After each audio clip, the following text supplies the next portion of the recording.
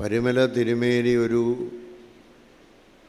വിശ്വപൗരനാണ് എന്ന് പറഞ്ഞാൽ അതിശയോക്തിയില്ല. അദ്ദേഹം ഒരിക്കലും തൻ്റെയോ തൻ്റെ കുടുംബത്തിൻ്റെയോ തൻ്റെ ജാതിയുടെയോ വർഗത്തിൻ്റെയോ മാത്രമായി ക്ഷേമത്തിന് വേണ്ടി പ്രവർത്തിച്ച ആളല്ല. തന്നെക്കൊണ്ട് കഴിയുന്ന രീതിയിൽ സമൂഹത്തിലെ എല്ലാ ആളുകളുടെയും ഉയർച്ചയ്ക്ക് വേണ്ടിയും സൗഖ്യത്തിന് വേണ്ടിയും പ്രവർത്തിച്ചയാളാണ്.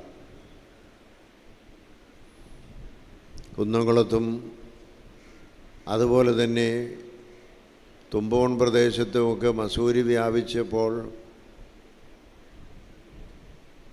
ആ പ്രദേശങ്ങളിൽ താമസിച്ച് അവിടെയെല്ലാം ആ ബാധയേറ്റവരുടെ എല്ലാവരുടെയും വീടുകളിൽ പോയി പ്രാർത്ഥിക്കും. അവിടെ ആരെന്നില്ല, ഏത് മതമെന്നില്ല, വിശ്വാസമുള്ളവരെന്നോ ഇല്ലാത്തവരെന്നോ ഇല്ല. എല്ലാവരുടെയും വീട്ടിൽ പോയി പ്രാർത്ഥിച്ചവർക്ക് സൗഖ്യം കിട്ടിയ ചരിത്രമാണ് നമുക്കുള്ളത്.